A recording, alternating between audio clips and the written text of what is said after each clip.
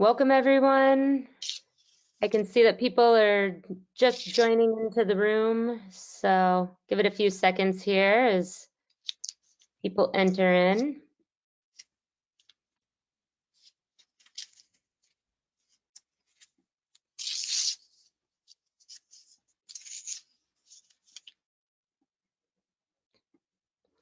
All right. Well, welcome, everyone, and happy St. Patrick's Day. Thank you for joining us for today's webinar. Today, we're going to be talking about Introduction to Section 7 of the Wild and Scenic Rivers Act. So this is the third of 6 webinars in our Wild and Scenic webinar series. And my name is Angie Furman. I'm the River Training Center Coordinator for River Management Society. For those of you who might be unfamiliar, River Management Society is the nation's premier network connecting those who work on and for rivers with their river professional peers. Our members include river managers, outfitters and guides, rangers, planners and landscape architects, fluvial geomorphologists, environmental lawyers and policymakers, students, professors, researchers, and more. If you're not a member, I encourage you to visit our website at river-management.org to see the benefits, which include our biweekly news digest, the RMS listserv, the quarterly RMS journal, symposium and training discounts, and a whole lot more. So yeah, highly encourage you to go check that out.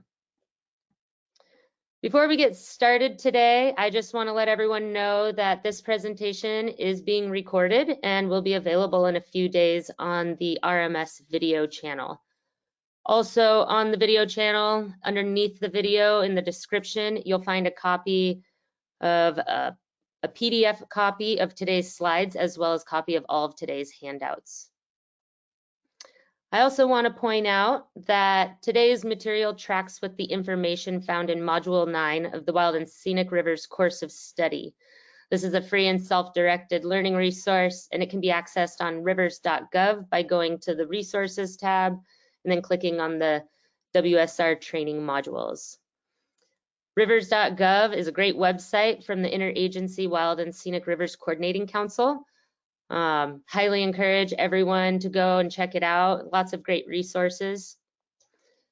The Interagency Wild and Scenic Rivers Coordinating Council was created in 1993, and their overriding goal is to improve interagency coordination in administering the Wild and Scenic Rivers Act, thereby improving service to the American public and enhancing the protection of important river resources. So again, if you're not familiar, highly encourage you to check out all the great resources on rivers.gov. I'd also like to take a quick moment to point out the handouts that we're going to be referring to in today's webinar. We're excited to partner with American Trails to offer learning credits to attendees for this webinar series. Learning credits are $15 per webinar and can be purchased at the American Trails online store before and after the webinars. If you're interested in receiving credits for today's webinar, you must complete the quiz and fill out the evaluation survey, which can be found under the attachments tab, or the handout tab, I'm sorry. If you indicated that you want learning credits on your registration form, or if you've purchased learning credits already, you'll receive an email following the webinar with more details. Some of the other handouts that you're going to see today, we have a handout of the Section 7 excerpt from the Wild and Scenic Rivers Act, which is the text of Section 7 itself. We also have a handout labeled the Wild and Scenic Rivers Act Section 7, which is a paper written by Jackie Dietrich in 2004, a wonderful resource. We also have a handout with the Section 7 and FERC flowcharts, which are a very, very valuable tool to have on hand. And lastly, we've included a handout with the contact information of today's presenters, some helpful links, as well as some exercises that we're going to be completing during today's webinar. So be sure to familiarize yourself with these, and I highly encourage you to download all of them for future use. So we're excited to have 39 people today joining us. If you have questions during today's presentation, please ask them in the Q&A box. My colleague Risa Shimoda is joining me in the background, and she's going to be helping field questions along with one of our presenters, Sharon Seim. And we're going to be taking breaks throughout the presentation to answer them. We also have some time set aside at the end to answer any questions.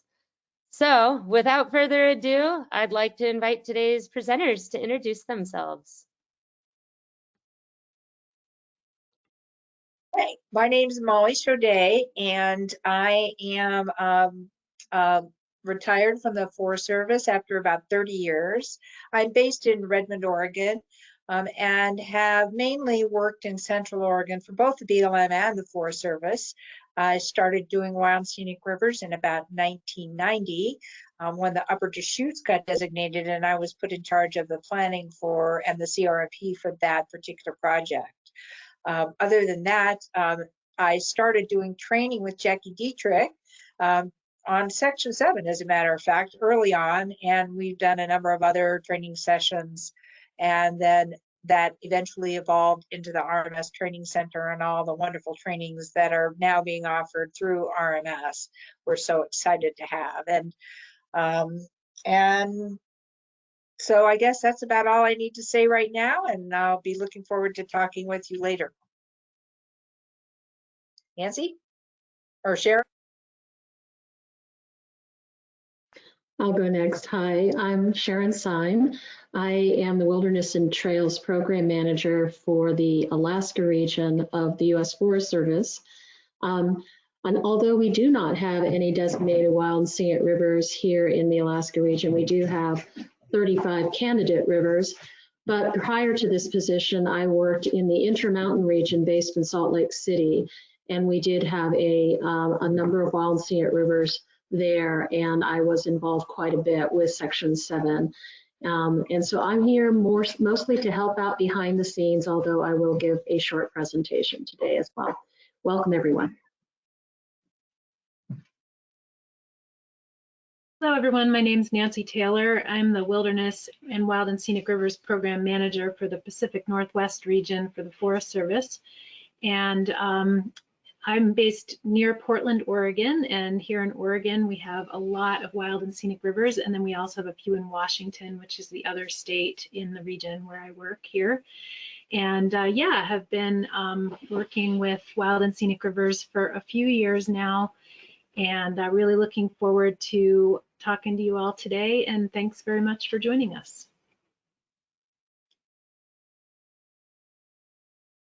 All right, so before we delve into some content, we're going to start it off with a poll just to see how familiar everyone is with Section 7.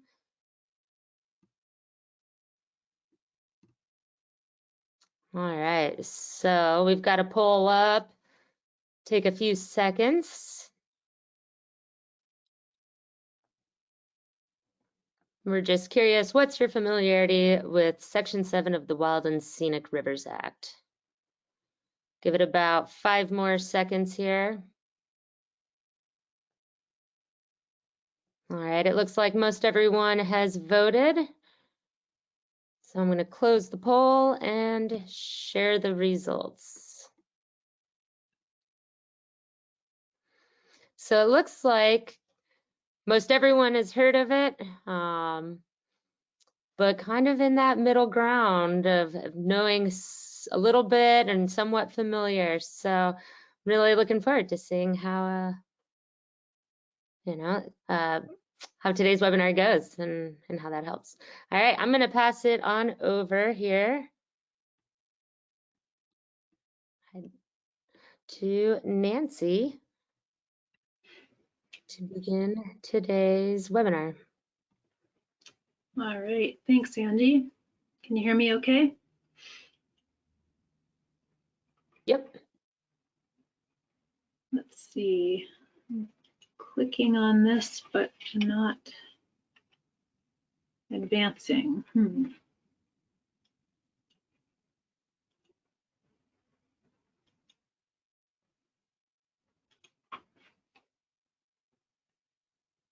Let me try one more time, Nancy. If not, I can just have you advance the slides. That'll be fine too. All right. Oh, Should I try again? I think I was still sharing the poll results. Here we go. Okay, that looks. All right. Thanks, Angie. Sorry about the technical difficulties, everyone. For the next few minutes, I'll be focusing on some foundational principles of Section 7 in the Wild and Scenic Rivers Act. By the end of this webinar, you'll be able to determine, excuse me, whether a project requires Section 7 analysis. And given a proposed construction project on waters protected under the Wild and Scenic Rivers Act, you'll be able to evaluate the project under the standards specified in Section 7 of the Act.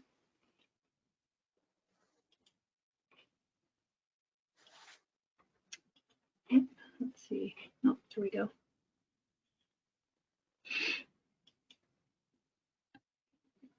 So overall, the process is designed to protect rivers from the potentially detrimental effects of the projects implemented within or near protected river segments. We'll start off by discussing the overall intent of Section 7 of the Wild and Scenic Rivers Act.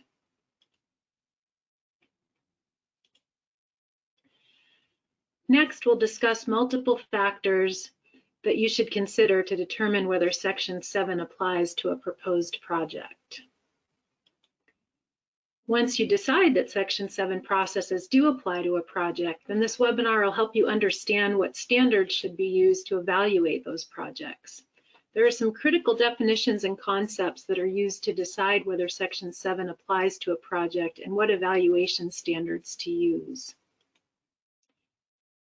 To help you understand these concepts, scenarios are going to be included in the presentation today.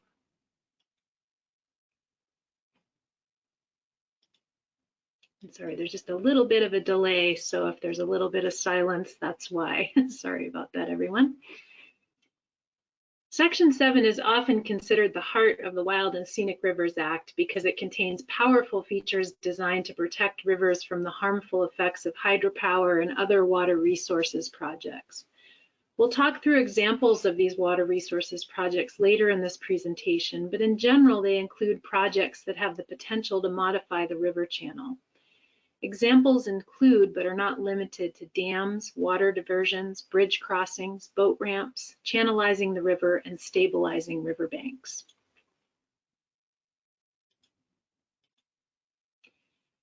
So Section 7 works to protect designated and congressionally authorized study rivers by prohibiting new hydroelectric projects. Section 7 also requires careful review and design of other projects to ensure that those projects protect and enhance river-related values. The result of the Section 7 analysis process is a written assessment of how a project could affect river-related values. The river-related values that are analyzed include free-flowing condition, outstandingly remarkable values, and water quality.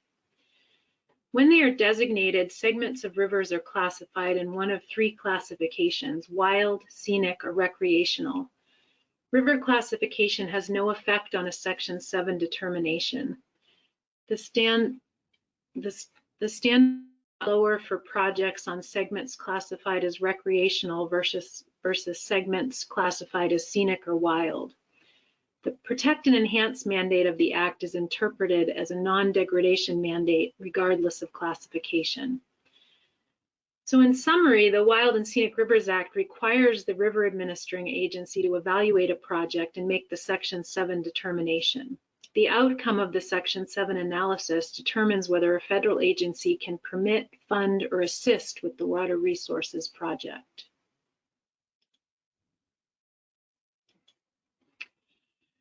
So even though there's a broad array of projects that could potentially harm river-related values, Section 7 does not automatically apply to all projects. Thus, projects must go through a screening process to determine if Section 7 applies. Projects that do not fall under Section 7 must still follow other requirements of the Wild and Scenic Rivers Act and other applicable law and policy. Our discussion of the factors that you should analyze will start with broad factors such as the legal status of the river in question and how the federal government is to be involved in the project. Then we'll proceed to address project-specific factors such as the type of project and the project's location.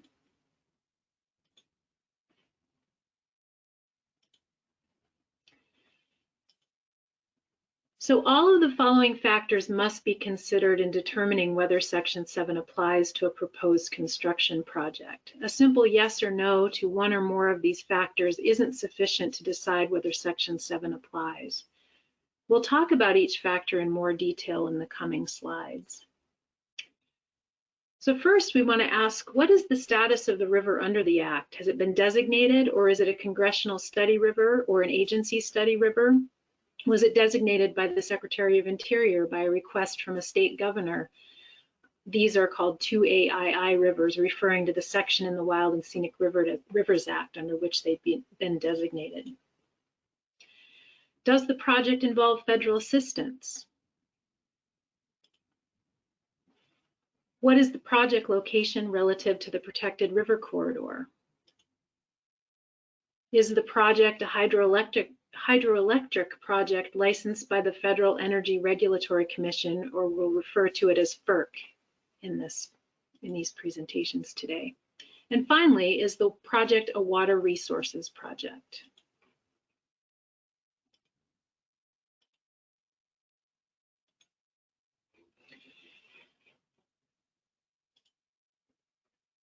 The first factor that you should analyze to determine if Section 7 applies is the status of the river under the Wild and Scenic Rivers Act. Section 7 applies only when a proposed project has the potential to affect certain types of rivers identified under the Act. Section 7 protections apply to all designated rivers in the National Wild and Scenic Rivers System. And again, these sections refer to sections in the Wild and Scenic Rivers Act. Section 7 also applies to all congressionally authorized study rivers for varying periods of time. This distinction between designated and study rivers affects which evaluation standard is used. We'll talk more about this distinction a bit later. Section 7 does not apply to rivers identified for study by agencies under Section 5D1 of the Act. These studies are commonly referred to as agency authorized studies.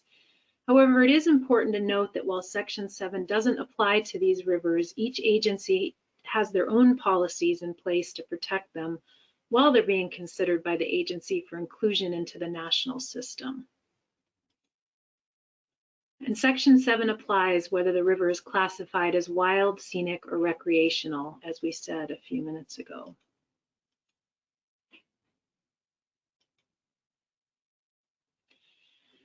Because knowing when to apply Section 7 is so important, here's an overview of the concepts we discussed in the previous slide.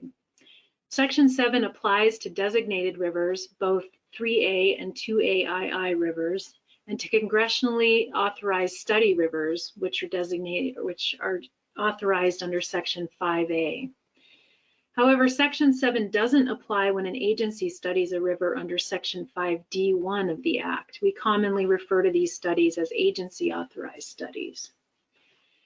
It is important to note that while Section 7 does not apply to these rivers, each agency has their own policies to protect them while they are being considered by the agency for inclusion into the national system.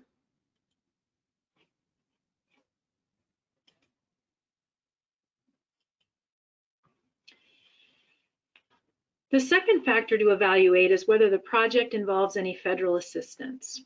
If any type of federal assistance is given, then potentially Section 7 could apply to that project. Federal assistance includes, but is not limited to, funding, permits, loans, grants, licenses, or technical assistance. We'll talk about this a bit more on the next slide.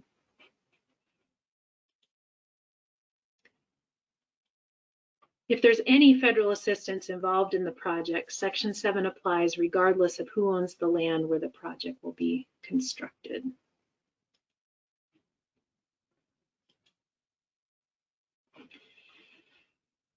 Federal assistance is defined in a little bit more detail here as any assistance by an authorizing agency before, during, or after construction.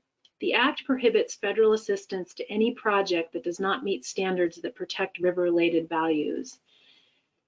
This assistance could include, but is not necessarily limited to, licenses, preliminary permits, or other authorizations granted by FERC, as well as licenses, permits, or other authorizations granted by the Corps of Engineers or the Department of the Army, pursuant to the River and Harbors Act and Section 404 of the Clean Water Act. Assistance also includes federal funding of projects such as state highway proposals and activities of your own federal agency.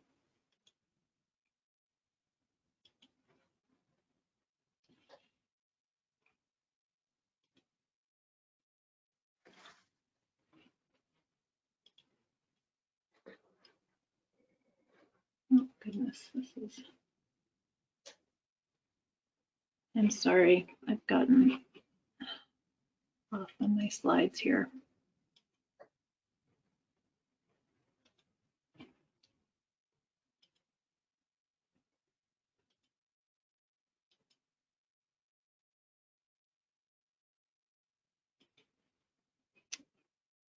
My apologies, folks. I'm working off of 2 screens here. Factor 3 addresses the project location, and we ask, what is the project location relative to the protected river corridor? To analyze this factor, you'll need a map showing the exact project location and the exact boundary locations of the protected stream corridor. You'll also need a map of the larger watershed in which the protected stream corridor is located. With those maps in hand, then you need to answer the 2 questions on the screen. Keep in mind that even if only a portion of the footprint of a project falls within the protected river corridor or upstream, downstream, or on a tributary to, or on a 5A study river that contains a protected stream segment, Section 7 analysis may be required.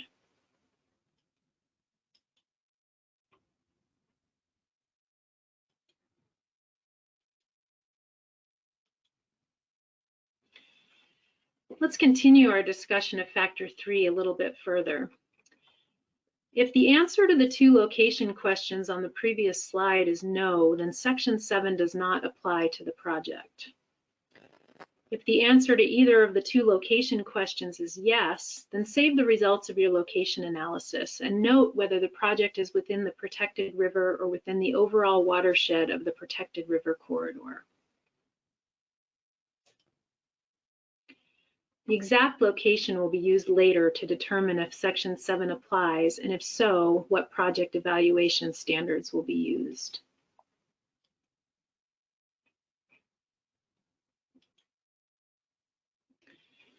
So far, we've analyzed large-scale factors such as river status, federal assistance, and project location to see if Section 7 applies.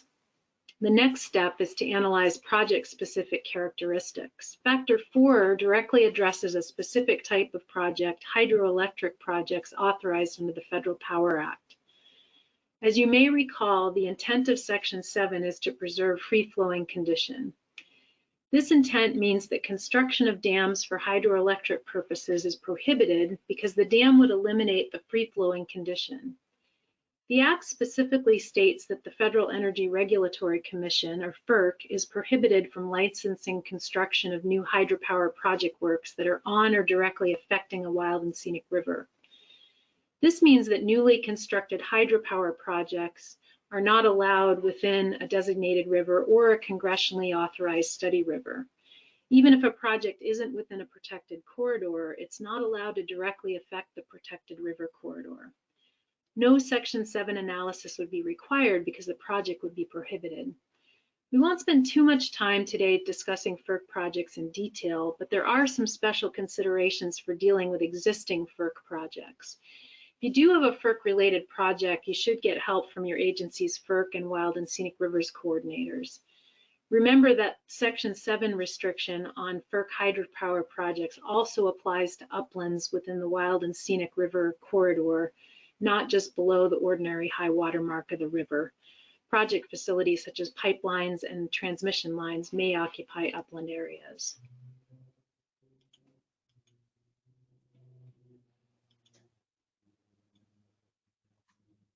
Factor 5 involves deciding whether the project meets the definition of a water resources project. A water resources project is any project that involves construction below the ordinary high water mark of the river. The ordinary high water mark is a site-specific determination that's based on both physical and biological evidence in the landscape. In general, features used to delineate the ordinary high water mark are relatively stable over time, and they reflect long-term flow patterns rather than recent flow conditions or individual flow events. The ordinary high water mark is generally consistent with multiple indicators. Might be a topographic break in slope, and that would typically be the tops of the channel banks, a change in sediment characteristics, so the texture and soil development, or a change in vegetation characteristics, such as the density, maturity, and species composition of that vegetation. The ordinary high water mark should be correlated with 2 or more of these indicators whenever possible, as they can be misleading when used individually and without consideration of other indicators. The U.S. Army Corps of Engineers has produced a technical reference that's very useful in identifying the location of the ordinary high water mark. We can get that information to you if you would like to know more about it. Oops.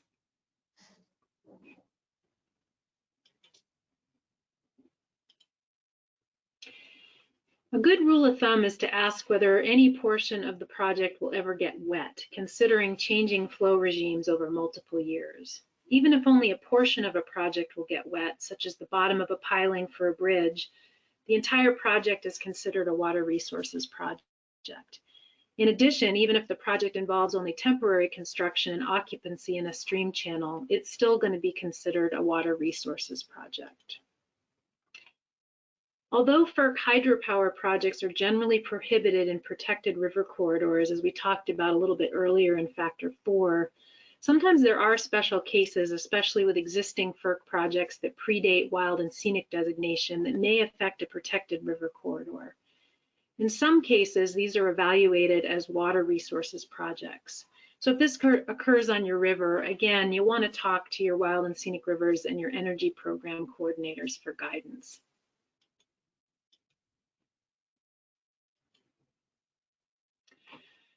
So to help you understand what we mean by ordinary high water mark, we'll look at this diagram here for a couple of minutes. The width and elevation of the active channel boundaries are marked with dotted red lines here. The ordinary high water mark is marked by a blue line, and it indicates the highest elevation in the natural channel. In this example, the main channel always has base flow, whereas the secondary channel is ephemeral and flows only in response to storm events.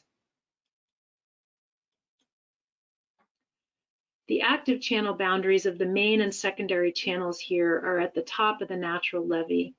The top of the natural levee is the same elevation as the ordinary high water mark. When flows rise above the natural levee, the flow is not contained within a channel and the flow spreads across the floodplain. The floodplain would be considered to be above and beyond the high water mark because it's higher elevation than the natural channel.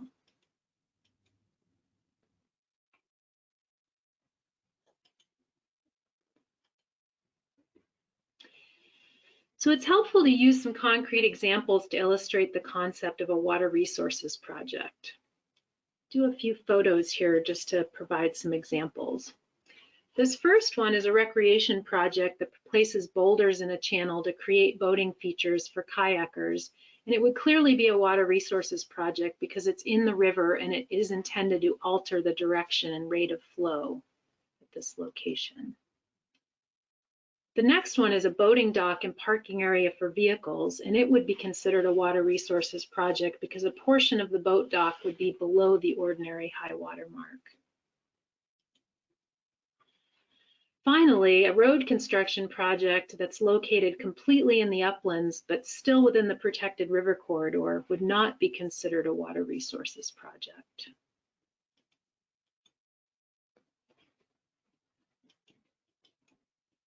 Whoops. So in the last few minutes, you were introduced to the factors that were used to decide if a Section 7 determination is required for a proposed project. Now we'll apply that knowledge to some fictional projects here.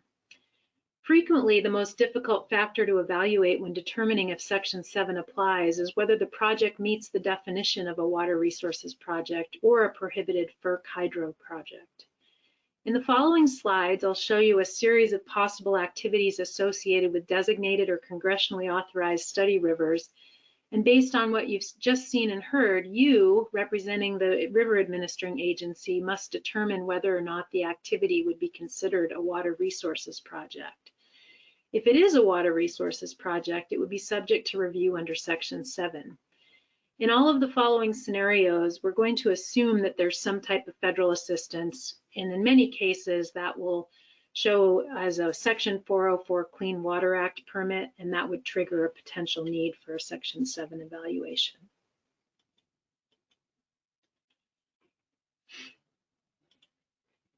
So the first example, a new boat ramp is proposed for a designated river that is under a recreational classification. The new boat ramp is intended to reduce stream bank erosion. The erosion is caused by the current use of informal dirt roads and trails down to the river's edge. So would this be considered a water resources project? And Angie's going to put up a poll here next.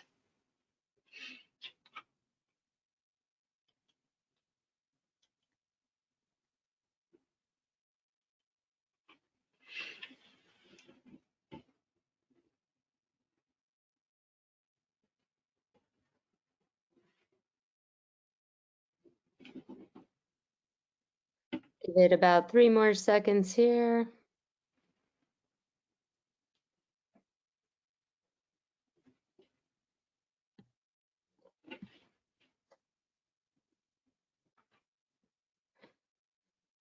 Looks like overwhelmingly 91% said yes.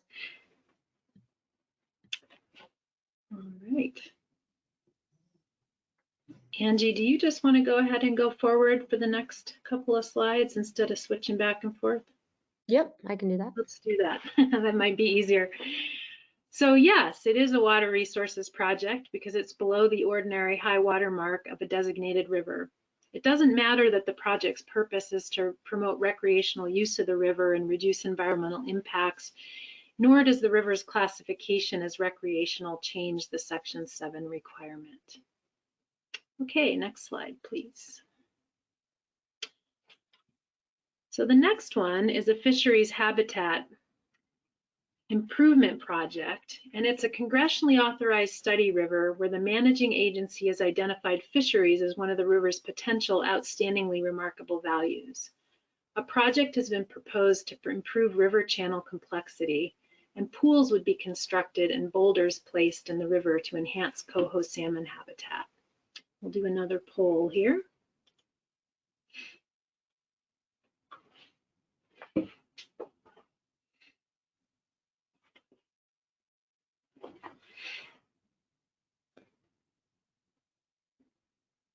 Give it about 3 more seconds.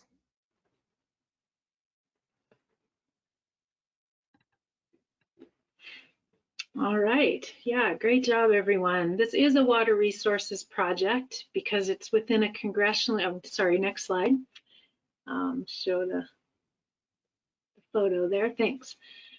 It's in a congressionally authorized study river corridor, and it's within the river below the ordinary high water mark. When determining if an activity meets the definition of a water resources project, it doesn't matter whether the project is intended to benefit river values or not. Next slide. Okay, so this next one, the River Managing Agency proposes to complete a hazardous fuels project, reduction project adjacent to a river. Part of the proposed project would occur within a designated river corridor, but not below the ordinary high water mark of the river. Would this one be a water resources project?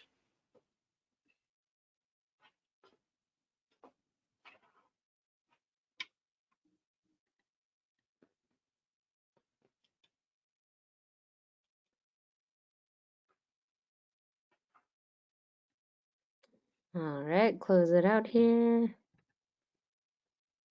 All right, yeah, next slide, please.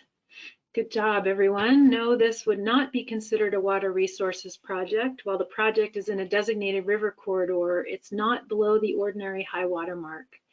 However, during review of this project, the river manager could encourage use of best management practices to protect river values under sections 10 and 12 of the Act. Right, here is our last one. The State Highway Agency is proposing to replace an old bridge that crosses over a designated river. As part of the replacement project, current bridge piers and abutments below the ordinary high water mark of the river would be removed, and a new bridge will cross the river without any in-stream supports. Would this be considered a water resources project?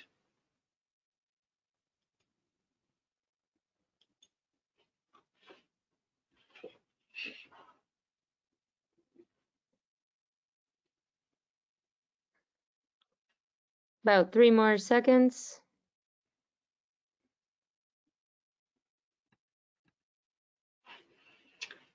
All right. Yeah, good job. Next slide, please. Yes, this is a water resources project because it is within a designated river and work will be done below the ordinary high water mark to remove the old piers and abutments. So yeah, really great job, everyone. And in our next slide, we'll just pause for a minute to see if anyone has any questions before we go on to the next section of the presentation.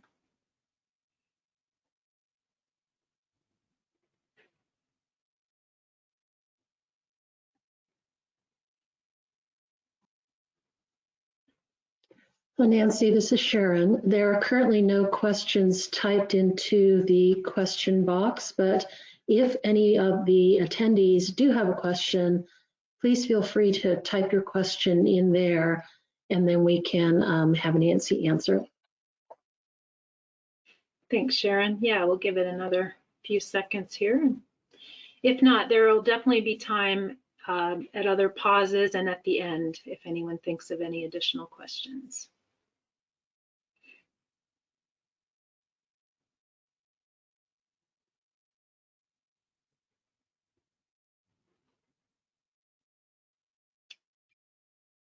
Okay, well, I'm going to turn it over to Mollie now, and she'll start her section about evaluation standards. Thanks, everyone.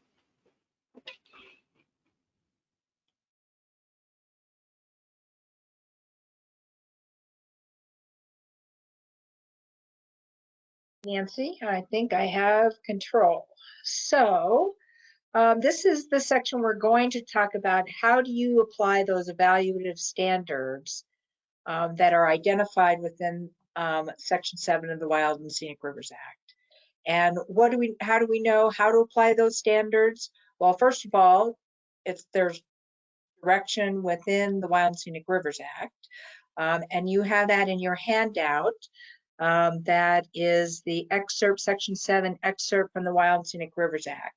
If you have that available to you, I would ask you to pull that up because I'm going to have you take a look at the actual section of the Wild and Scenic Rivers Act and what it says. I always really encourage that you read through the Section 7 standards. I can't tell you how many times I've done that over the years as I've had to apply these standards. And it's always very helpful and you always learn something new, I think.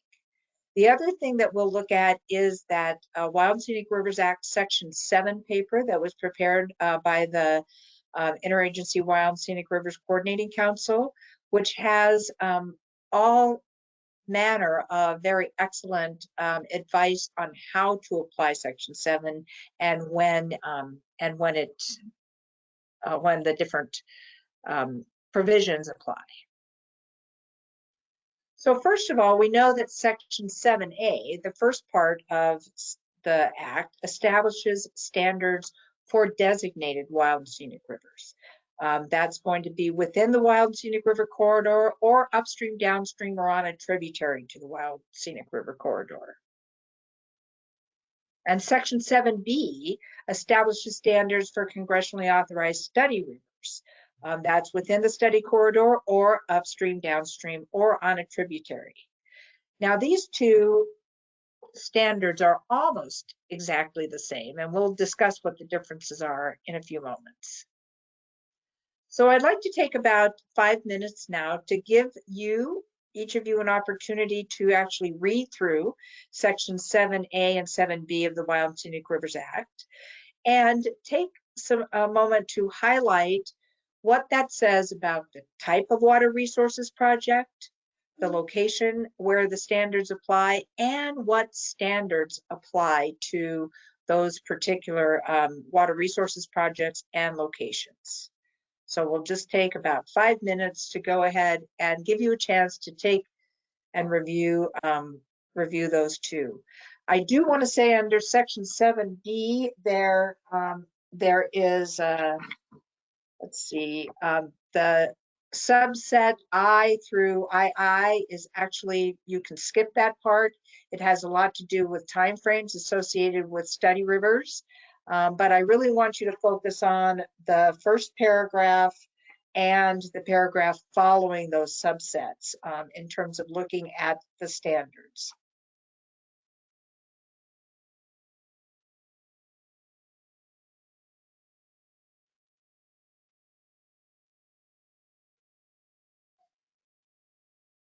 I should have had some Jeopardy music to play while everybody's taking a look.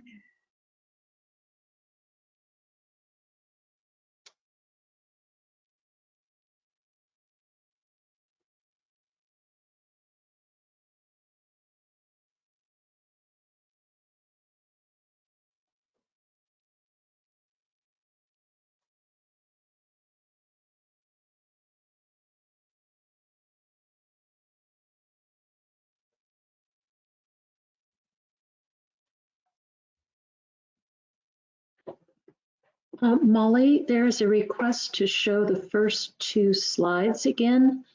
I'm not sure if this was a request for the first two in your section, but I'm wondering if you could do that for this attendee. I think I can. This was the first one, and this was the second one.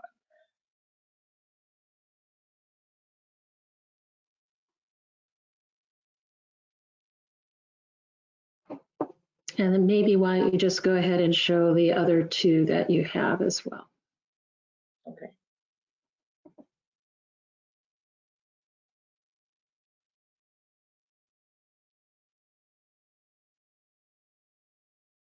And just a quick reminder for anyone who might be joining late, we will have a PDF copy of all of these slides available along with the recording after the webinar, and that will be available on the video channel, which you can get to from the RMS website. We'll also have a copy of the handouts there as well.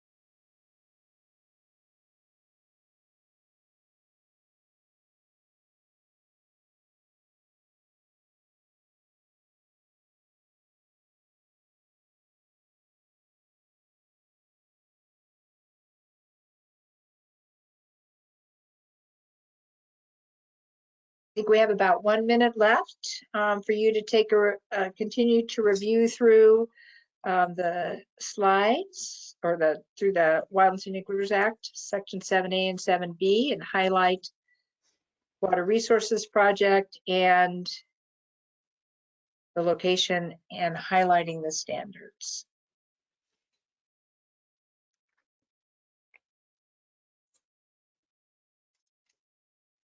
Molly, this is Risa. We have a couple of questions that have come in. You maybe want to answer them before we go into this, in case it helps the person, those folks understand what we're going to be going into next.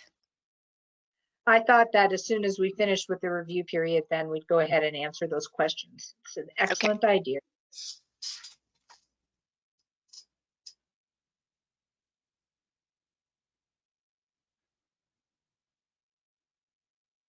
Okay, so Sharon, do you want to, or Risa, do you want to share those questions, and either Nancy or I can answer them, or share? I'll go. Yeah, Sarah has one. I'll take one. So Sarah says, so Section 7 only considers potential effects on free flow, ? Determining potential effects on ORVs and or water quality would be under a different evaluation? The answer to that is not necessarily. As we'll get into the standards, what you'll see is that the intent of Section 7, of course, is to protect free flow, water quality, and outstandingly remarkable values. But depending on the type of project and where it's located, there might be other values that are considered besides just those, or instead of those in some cases. Okay, thanks. Okay, the next question we have is from John, and it's about clarifying which part of the watershed may or may not be covered. He writes, Section 7 applies to water resource projects in the corridor, upstream, downstream, and tributaries. This strikes me as the entire watershed other than tributaries that may enter downstream of the corridor, perhaps upstream tributaries as well. So again, can you please clarify which part of the watershed may not be covered? I sometimes think it is a little bit confusing to talk about it in terms of the watershed, because Section 7 for water resources projects, for most water resources projects, you will only be looking at upstream, downstream, or on a tributary. I think the reason they talk about looking at the whole watershed is so that you're looking at all the tributaries. And I know, Sharon, you have a really good example to share with folks later on. But it's not in the uplands. It's only upstream, downstream, or on a tributary, as well as within the designated corridor.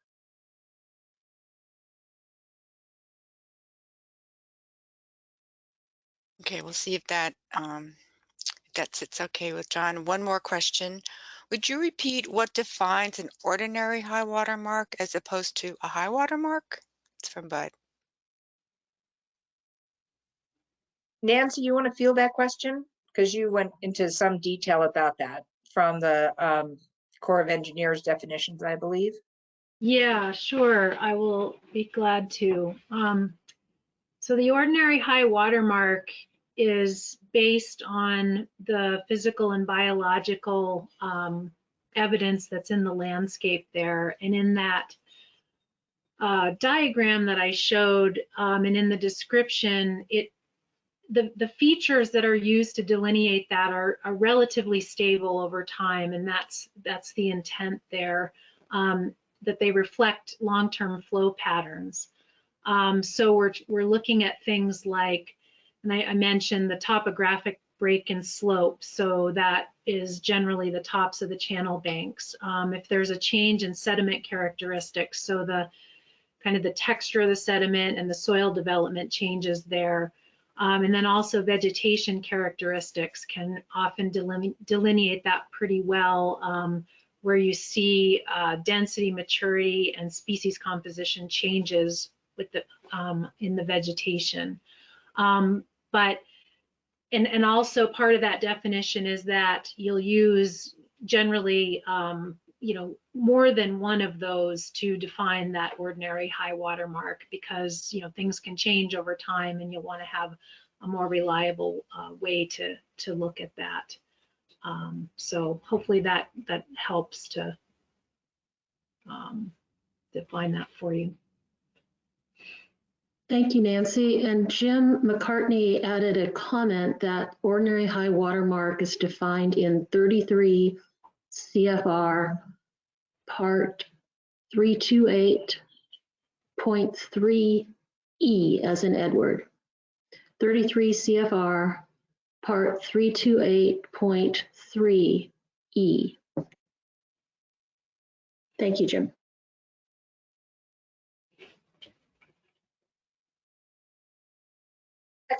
Excellent questions. All right, so we're going to move on and talk now about how you apply the different standards that you looked at in the Wild and Scenic Rivers Act in Section 7. So we already know that first thing we have to answer is going through the questions that Nancy talked about to determine whether Section 7 is required. And if it is, then you're going to then look at what evaluative standards apply. And in order to determine how Section 7 applies or which evaluative standards you're going to use, you're going to look at several questions.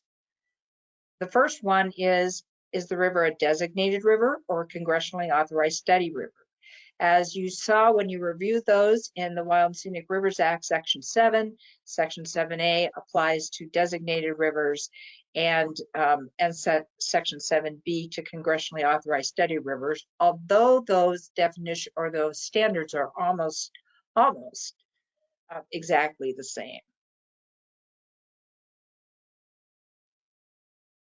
So you're going to look at these 4 standards, and hopefully these are what you highlighted when you went through, and they're basically based on, lovely language, they are based on the project type. That is it a FERC project, or is it another water resources project? And where is that project located? Is it within the designated or study river corridor? Or is it upstream, downstream, or on a tributary? And the 4 standards you're going to look at are on or directly affecting, direct and adverse effect, and this is the one you'll probably use the most, direct and adverse effect, invade the area or unreasonably diminish, or invade the area or diminish. And we'll talk about the differences between those standards. The first standard, on or directly affecting, is only applied to a FERC hydro project, a new FERC hydro project that's proposed to be authorized within a Wild and Scenic River corridor. And this is within a designated corridor. And that applies to all of the components of that hydro project.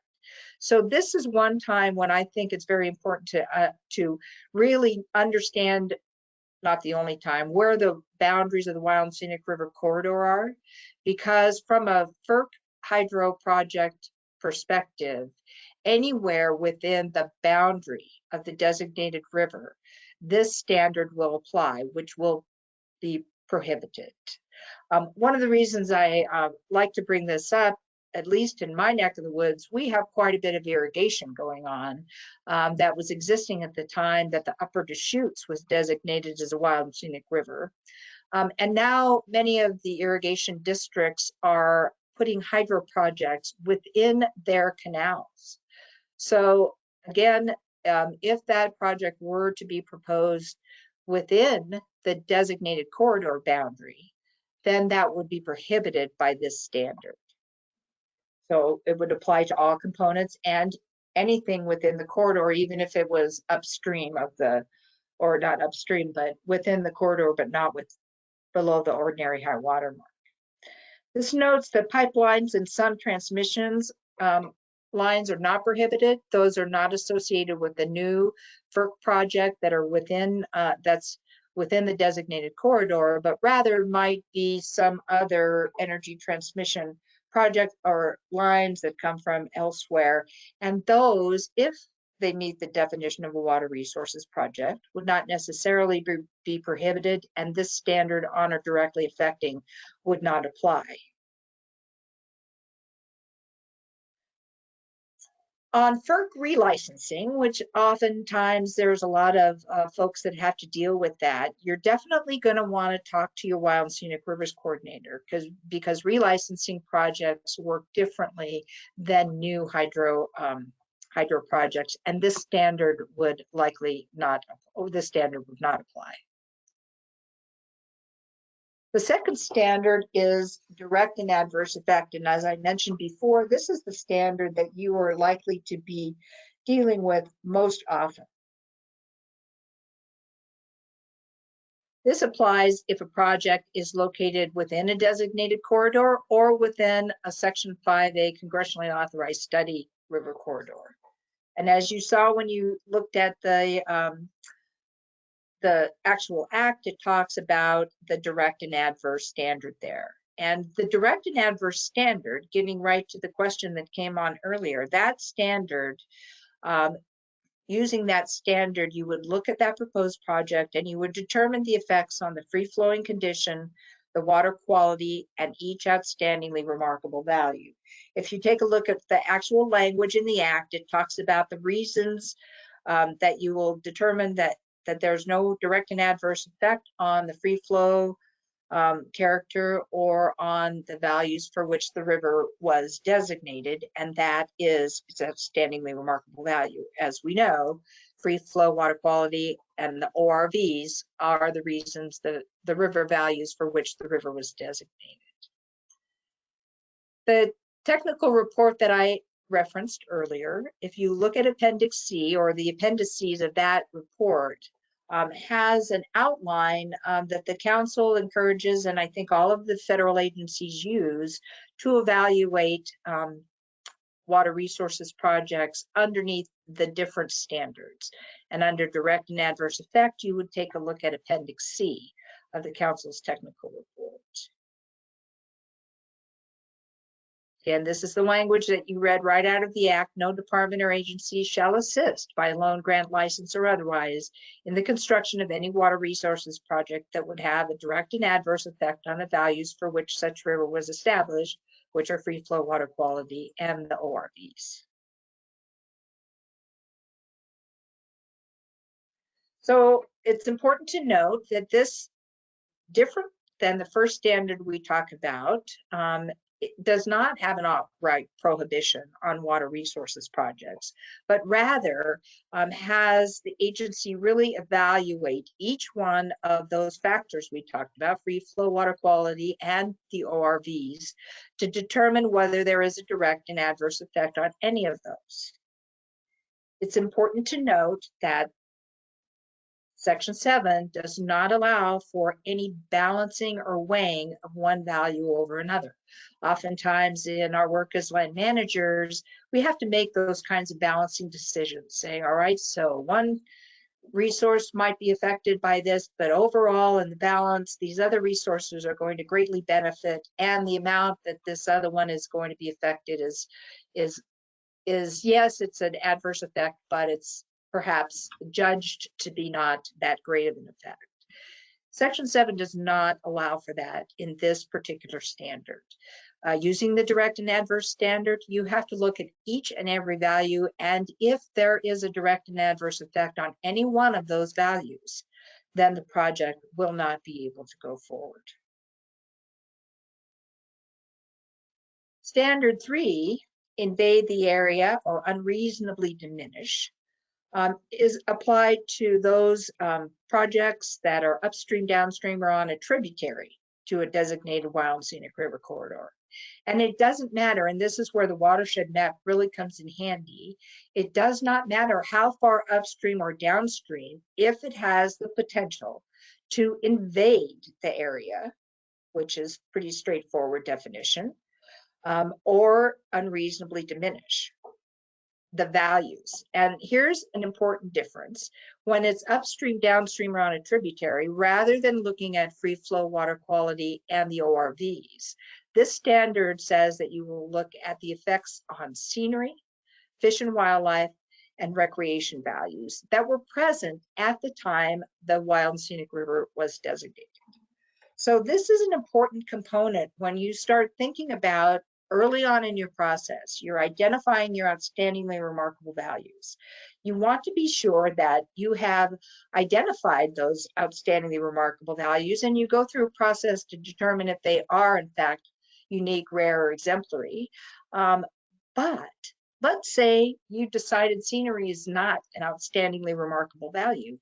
Still, you need to be able to understand what was the condition of the scenery, recreation, fish, and wildlife values at the time of designation. What was that baseline condition? So that if you have to apply this standard for future water resources project, you have something you can fall back on, even if those values are not considered outstandingly remarkable on that designated wild and scenic river. Of course, the actual language is a little more difficult to sort of sort all that out, but it clearly states that there's nothing implied that there cannot be a project that would occur, a water resources project, including a FERC hydro project, that as long as it does not invade the area or unreasonably diminish the scenic, recreational, fish, and wildlife values. Another important factor here is to consider this unreasonably diminished. Because this is a designated wild and scenic river, this standard applies forever. And the intent here is that this is where your deciding officer really does get to exercise some component of rationale, I want to say, judgment on applying this to the scenic, recreational, fish, and wildlife values. So you look at this idea of, does the project invade, which is encroach or intrude upon? But the unreasonable component really gets to look at those baseline conditions, the current trend, and whether or not the line officer feels that whatever that project might be represents an unreasonable diminishment of the to the scenic, recreational, fish, and wildlife values. And finally, standard 4 talks about invade or diminish. This applies only to congressionally authorized study rivers. It can apply to rivers which were recommended for inclusion under section 2A-II, which you will remember are secretarial designated rivers, but they actually have to have already been also identified for congressionally authorized study before this standard would apply. And again, this applies only to projects upstream, downstream, or on a tributary to the study corridor. And again, applies only to those scenic, recreational, fish, and wildlife values. You'll notice that the word unreasonably is no longer included here. And the reason for that is when a congressionally authorized study, when a river is included in a congressionally authorized study, it is for a limited amount of time. And for that limited amount of time, Congress's intent is clearly that the values for which that might cause that river to be included shall not be diminished in any way for the study period. So there would be no effect on its potential classification or its free flow or these values, which might cause it not to be included as a result of the study. And that is why the standard is slightly different. So here's another kind of simple way to look at and think about this. I know all these standards sound kind of, they're a whole lot to take in all at once, but you just have to simply think about them either inside or outside the corridor. I like to think of that as sort of my first screen. And if it's inside the corridor and it's a proposed hydropower facility that FERC would license or otherwise not decide to license under the Federal Power Act, then the standard is going to be on or directly affecting, and that is clearly prohibited. So no new dams. Pretty simple, on a designated wild and scenic river corridor.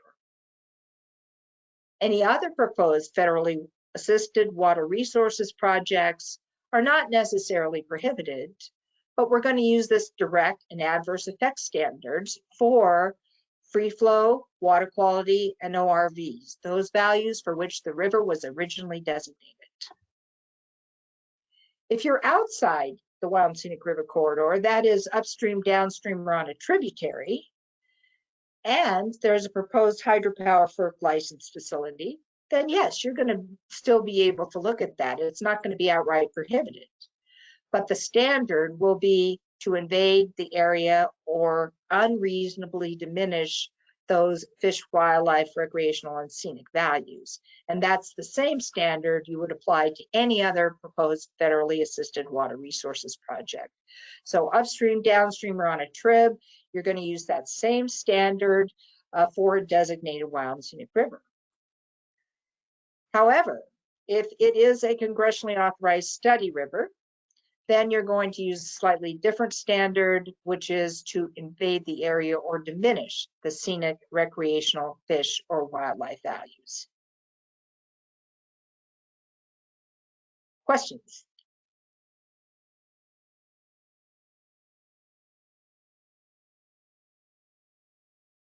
We do have several questions. One is from a little bit earlier on from Lynn. Are the boundaries of a wild and scenic river, are the boundaries of a wild and scenic designated corridor boundary a standard distance from the ordinary high water mark? The interim boundary is a 1/4 mile. The final boundary is subject to a different standard, so it can be an average, and depending on where you are, lower 48 or in Alaska, it's 320 average acres per river mile. In Alaska, it's different, but you have the ability to establish that boundary based on what the outstandingly remarkable values are.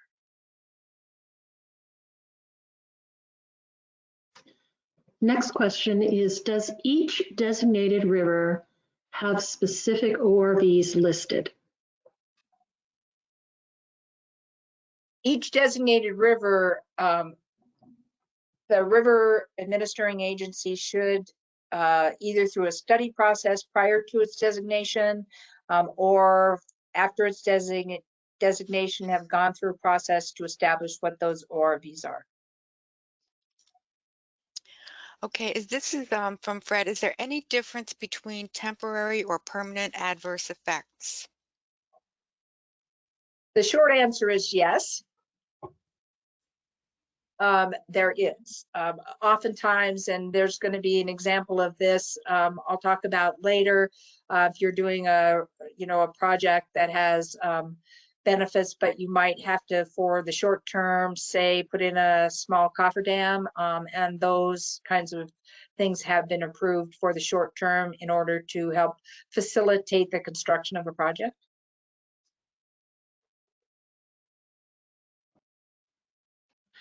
So next question, I think was answered in your presentation, but it doesn't hurt to clarify. Does Standard 3 apply to congressionally authorized study rivers? Standard 3 applies, let me just go back, which is no. The answer is no. So the Standard 3, and I don't have it right here in front of me, but I'm guessing that's invade the area or unreasonably diminish. That applies to projects which are upstream, downstream, or on a tributary to a designated river, not congressionally authorized. If it's congressionally authorized study river, then the next standard, which is invade the area or diminish, would apply. And one more, is there a public process involved with the Section 7 analysis review? Or how do stakeholders weigh in on whether or not ORVs would be adversely affected?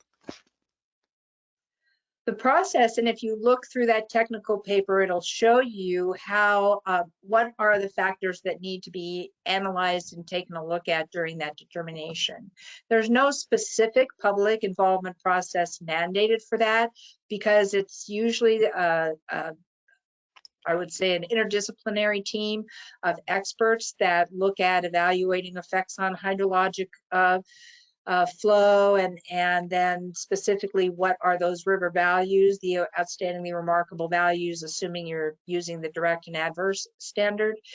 However, I believe that certainly the process or the determination would be available for public to review, and perhaps also the analysis.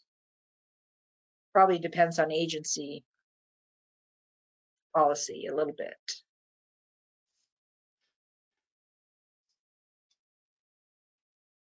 I think those are all the questions that are in right now. Okay, well, given where we are time frame, I think we're going to skip our exercises for this and go straight to Sharon's presentation on the flowcharts that the council has so kindly put together for helping you to work through this process.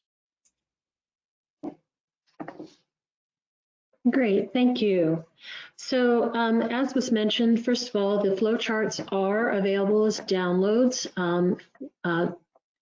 here in this webinar.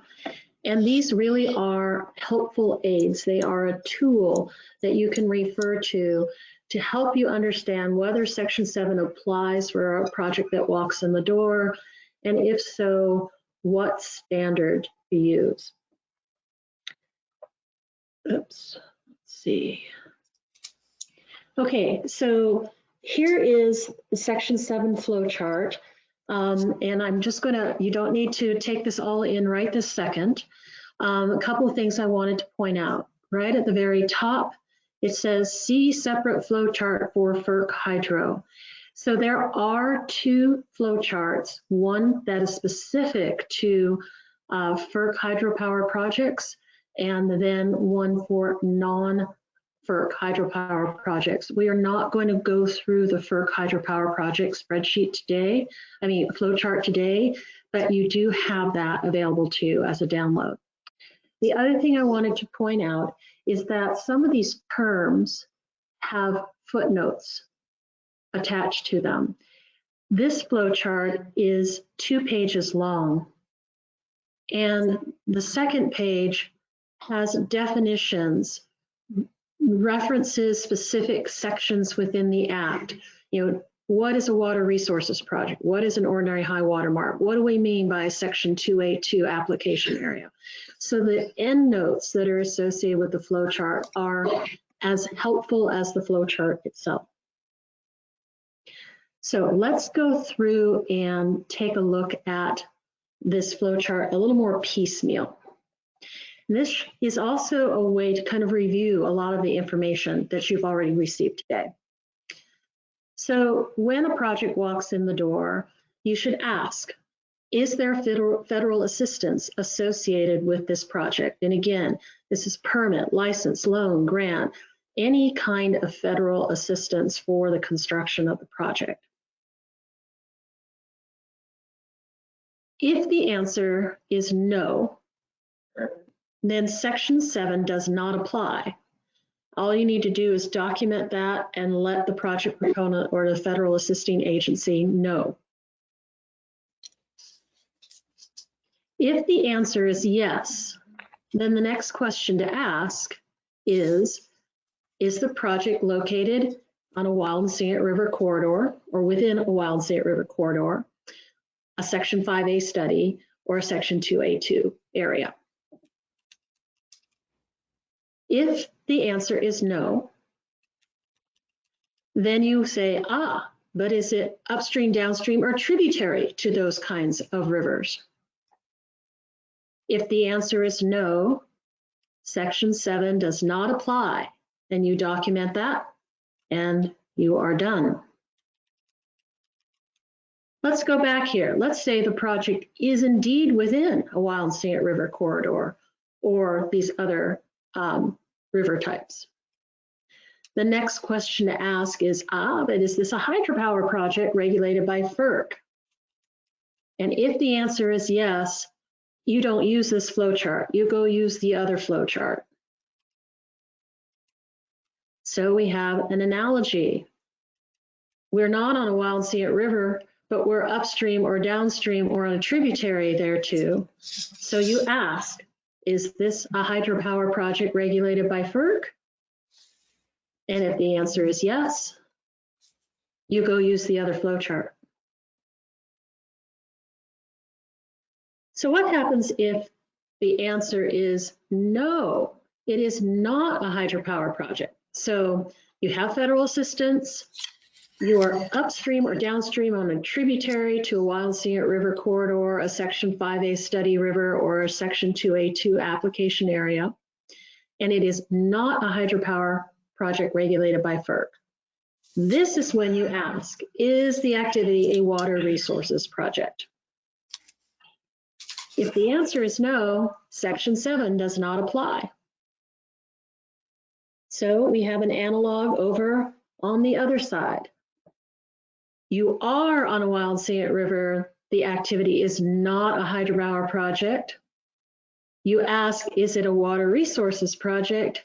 And if the answer is no, Section 7 does not apply. So thus far in this flowchart, we have lots of Section 7 does not apply or go to the other flowchart. That's all we've done here. So the last part is where you get into then, what if the answer is yes, and what standard do you apply? So you are on a wild scenic river, you do not have a hydropower project, and you ask the question, is the activity a water resources project? And the answer is, yes. Then you evaluate the project under the direct and adverse effects standard, which means you have to look at the effects on free flow, water quality, and each of the ORVs, each of those outstandingly remarkable values that were associated with the if you are on a tributary, excuse me, the bar is blocking the rest of my view here. So once you have done that analysis, then you transmit your preliminary or final determination to the federal assisting agency. So over on the other side then, you are on a tributary up or you're upstream or downstream, and you do not have a hydropower project. You ask whether it is a water resources project, and the answer is yes. So the standard that you then apply is the invade the area or unreasonably diminish if it is a wild and scenic river.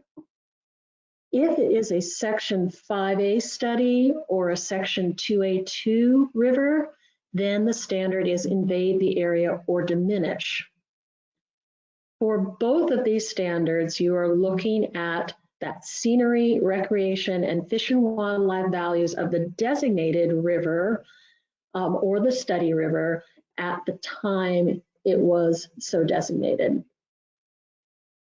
And like the other process then, once you've done your evaluation, then you make sure that you transmit that up the line. So that's a way to kind of look at the flow chart and make it a bit more manageable. So let's take a look at, do we have time to do one or two examples?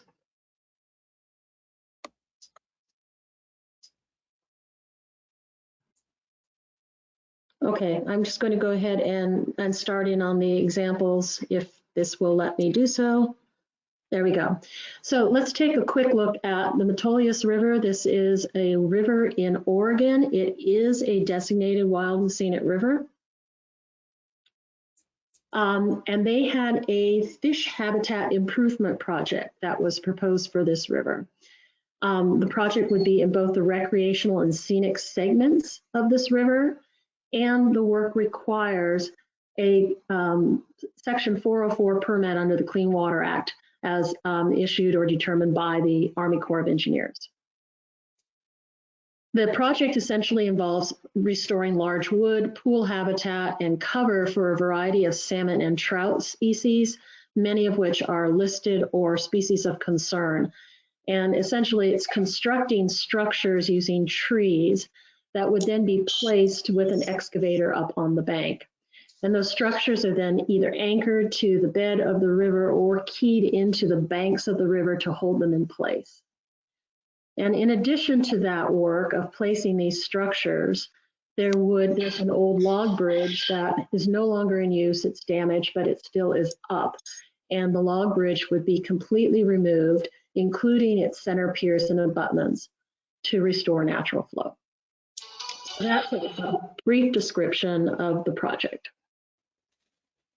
So using the flow chart then, you ask, does the project include federal assistance for construction, such as a permit from the Army Corps of Engineers? Why, yes, we do, because it says in the description of the project that a permit would be needed.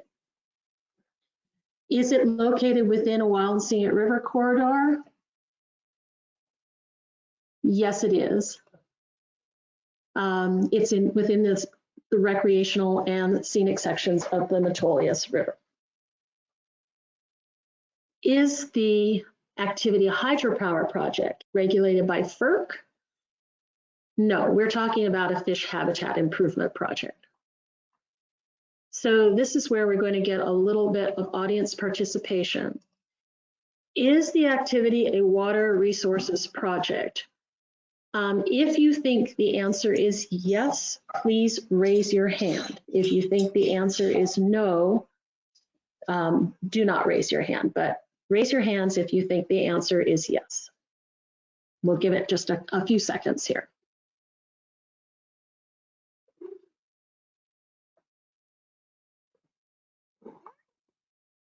And I'm seeing probably about 2/3 of you saying yes. And indeed, this is a water resources project. Although the project is intended to enhance fish habitat, because the work would occur on the beds and banks below the ordinary high water mark, it qualifies as a water resources project, and Section 7 therefore does apply. Again, it doesn't mean the project can't go forward, but you do have to complete the analysis. So given that, you would then use the evaluate project under the direct and adverse effects standard. And then when that analysis is completed, you would transmit your determination to the federal agency, federal assisting agency. Okay, so let's take another look at a different project. This is the Golden Hand Mine on the Payette National Forest in central Idaho. It is in the uplands. It is a mine that predated Wild and Scenic River designations and predated wilderness designation. It is within the Frank Church River of No Return Wilderness. And it does have a connection to this river that you see pictured here, which is the Middle Fork of the Salmon River, a designated Wild and Scenic River. So briefly, this project requires Forest Service approval. The Forest Service has to comply with legal requirements. The operator or the claimant files a plan of operations, and the Forest Service must, by law and regulation, must ensure that the operations are conducted to minimize adverse environmental impacts on National Forest Service resources. And this is done typically also through a NEPA decision. The project is quite detailed. It includes reopening a road in wilderness, and that road would have 2 fords on them. One ford is on Coin Creek, one ford is on a tributary to Coin Creek. Then this involves adding additional rock and fill to the fords to further armor them. And in the case of Coin Creek itself, it's on the approaches to that ford. In addition, the claimant has a water right that allows them to withdraw 25,000 gallons per day out of Coin Creek. And this is done by putting a plastic pipe from the creek that leads to some gallon tanks, that 5,000 gallon tanks that hold water. And then the water is in turn pumped through pipes to the drilling operation site. So there's also water rights and water withdrawal happening in Coin Creek. And I know we're running short on time. I can't advance the slide. Let's see here. All right. So just real briefly, you have the Golden Hand mine site up here, the red dot. This first blue line that heads due east, this is Coin Creek. This black line is showing that it is now at a confluence with another river. So it goes from Coin Creek, it flows into Beaver Creek, it flows into Big Creek, which is this large waterway that goes all the way across the image to the east. And it finally ends up at the middle fork of the Salmon River, which is the designated Wild and Scenic River. So we have a trib of a trib of a trib. So walking quickly through this flow chart, is federal assistance required? Yes, because the Forest Service must make sure the plan of operations complies with legal requirements. Is it located within a wild and scenic river corridor or a steady river? No. Is it upstream, downstream, or on a tributary there too? Yes. Like I said, the trib of the trib of the trib. So then you ask, is it a hydropower project regulated by FERC? No, this has nothing to do with FERC. So again, then you come down to and ask, is this a water resources project? And for the use of time, I will not have you guys put your hand up, but the answer is yes, because there will be work on the beds and the banks of Coin Creek and the tributary to Coin Creek. So the standard then that you would use is, because this is a tributary of a designated wild and scenic river, it would be invade the area or unreasonably diminish standard. And you would be looking at the scenery, recreation, and fish and wildlife values present on the middle fork of the Salmon River at the time it was designated. And again, these values may or may not be the ORVs. So there might be a scenery ORV, but there might not be a scenery ORV. So it's important to understand we're talking lowercase values here, not capital, outstandingly remarkable values. And then again, once you complete your analysis, you're done. So with that, I think in the interest of time, let's go forge ahead. And then if we have anything left over after the wrap up, that we can answer some questions on the flow charts. But it's really a tool to help you go through a lot of the information that you heard about from Nancy and Mollie today. One quick question. This is from Linda. Would removal of the bridge on the Meltonius River, that must be Metolius River, affect scenic values? It possibly could. There may be heritage values also associated with this old log structure, but those are things that you would have to evaluate. So this is just telling you what your standard is. We are not telling you how to conduct that analysis. That's a whole nother webinar. That's the only question that we have currently, Sharon. Okay. And others.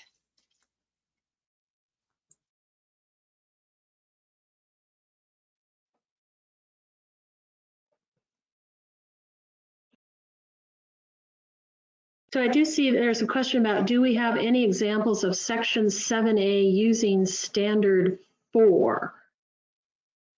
Mollie, I'm wondering if that's a question that you can take. Sure. Well, Standard 4 applies to congressionally designated rivers or congressionally authorized study rivers. So can I have that question asked again? Yes, the question is, do you have examples of Section 7A using Standard 4?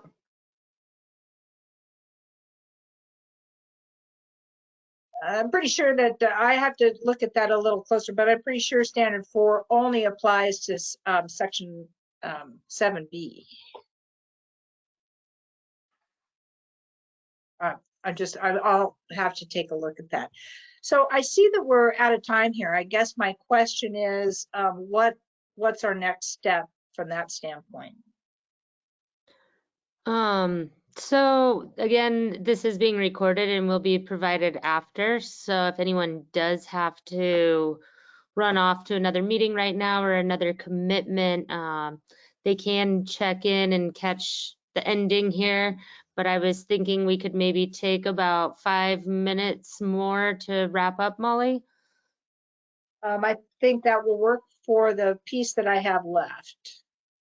I want to do some follow up on that question on the section 7A, because I'm kind of shooting from the hip right now. So I need to take a look at that more closely. Okay, the final piece that we wanted to talk about was the outcomes of section 7. So what happens once you go through this analysis and you make a determination? You've seen on there that we talked about looking at doing preliminary determinations as well as final determinations, and that kind of gets into the whole NEPA process. But I think it's important to understand what are the river administering agencies' roles and responsibilities.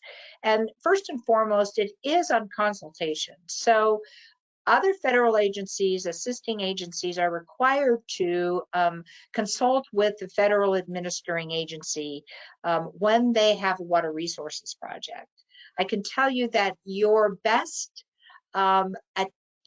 approach to dealing with section 7 with agencies, assisting agencies, which are mainly going to be the Corps of Engineers, more likely than not, is to, and often with the Department of Transportation, and that is to have developed some good relationships with those people ahead of time, so that when it comes time to consult, A, they know who to talk to, and B, you have an opportunity oftentimes to be able to get involved in the design of the project early on and be able to give input, which is the best time to be able to give input into a project. It is the river administering agency's responsibility to determine the timing and what information is needed from the federal assisting agency in order to make the determination. So a lot of times you might get something in that's a project that is only in the design concept phase and really doesn't have enough information for you to be able to establish, is this a direct and adverse effect, if that's the standard you're using, on free flow, water quality, and the ORVs. You have to have enough about the proposal, the design, to be able to actually do the analysis. And so that's part of that whole consultation procedure, but it is your responsibility to make sure that the assisting agency knows what kind of information you need and what the timing is for that information. So if you're providing input into a NEPA document, for instance, you want to make sure that you're getting that preferably at the time of the proposed action, so that you can make sure that you're looking at and being able to evaluate alternatives in the event that it doesn't meet the standards. Then, of course, it's your agency responsibility to evaluate the water resources projects and make a final determination. That determination process, by the way, is different between agencies, and we'll be talking more about that underneath in the next webinar, kind of how you go through that, what the process is within your agency. But I just want to mention that it is oftentimes going to be you know, a state director, a regional forester. Sometimes it might be more of a local line officer, but it's going to be a line officer determination, even though you're going to likely have an interdisciplinary team that's doing the analysis. So the possible outcomes you have are pretty straightforward. You have one, you have adverse effects, and this is a generic term, adverse. It's regardless of the standard you're applying. If you find that there's adverse effect or that you're not going to meet the standard, you're going to want to go ahead and that project is not going to go forward. So then there's this option that you might have, which is to suggest avoidance measures. And we'll talk more about this in just a minute. But the avoidance measures means that somehow that adverse effect is going to be avoided entirely. And oftentimes that will be through a different project design or a modification to that project design. But this is not going to be the same as where you offer back and say, okay, if you do this and this and this, then the project will be fine. It is the proponent's responsibility to submit to you a project that can be analyzed that will meet the standard. That standard of being no adverse effects, depending on whether you're looking at the outs of the values for which the river was designated, or whether you may be looking at the more limited fish, recreational, scenic, and wildlife values. So a bit about this idea of avoidance versus mitigation. A lot of times in other environmental laws, you might see that there's the ability to look at mitigating or trying to minimize impacts. And this really is not appropriate under Section 7. The important thing to remember, in some of these other environmental laws, Congress has given agencies latitude to be able to make some of those judgment calls. But when it comes to the Wild and Scenic Rivers Act and Section 7, which was pointed out is the heart and soul of protecting those rivers from protecting their free flow, water quality, and outstandingly remarkable values, amongst others, is really that Congress doesn't want these values to be in any way adversely affected. So you have to either avoid or eliminate those actions. Compensation is oftentimes used in other environmental laws where you may, like for instance, in the Wetlands Act, you're going to have compensatory wetlands if you take out a wetland. That is not allowed in the Wild and Scenic Rivers Act. Now, again, the minimizing, you can minimize your effects, certainly, but if it violates the standard, it's not going to be sufficient. You're going to have to completely avoid those actions. Okay, so what happens if a proposed project doesn't meet the standard? And there is language in Section 7 to address that. If the assisting agency decides that they do need to proceed with the project, then they have to notify the Secretary of Interior or Agriculture, depending on which secretary has authority, 60 days in advance of taking that action, and they have to make a written request to Congress to authorize or appropriate the funds for the project, including a description of why it is that it's in conflict with the Wild and Scenic Rivers Act. So they go through that process. This picture you see here is a picture of the St. Croix bridge replacement on the St. Croix River. That exact situation did occur. In that situation, Congress chose to modify the Wild and Scenic Rivers Act to pass a law that specifically would allow for violation of the Wild and Scenic Rivers Act, the scenic value in this case, to allow for that bridge replacement to go forward. Okay, now I have a number of different projects here that really kind of show you examples of where Section 7s have been applied and how useful they are. But I'd really like to, I'll run through the pictures, but I'd really like to entertain any other questions that we have, that anyone might have at this point.